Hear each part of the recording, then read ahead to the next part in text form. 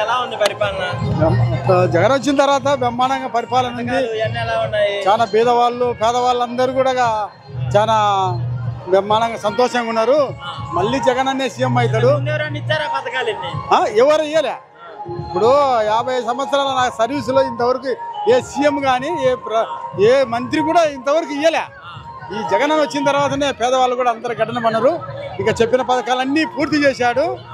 ఇంకా చెప్పబోయేటి కూడా ఇంకా పూర్తి చేస్తాడని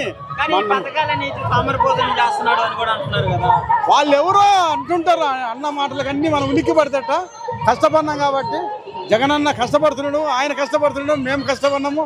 అందరం కలిసి కూడా ఆయన మళ్ళీ కూడా సీఎం చేయాలని మా ఆశ, మా కోరిక.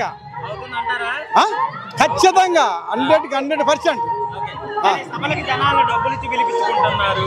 కావాలని ఎవరు లేకపోయినా ఉన్నట్టు వీడియోలు చూపిస్తున్నారు. డబ్బులు ఇచ్చినా ఇయ్యకపోయినా నమ్మకం, అభిమానం, ప్రేమ అన్ని దయా దాక్ష అన్ని ఉన్నాయి జగనన్న మీద. అందుకు సీఎం ఖచ్చితంగా 100% జగనే సీఎం. మరి వాళ్ళు కూడా జగన్ గారి కంటే ఎక్కువ హామీలు ఇస్తున్నారు మేము చేస్తామని. వచ్చింది అబద్ధాలు.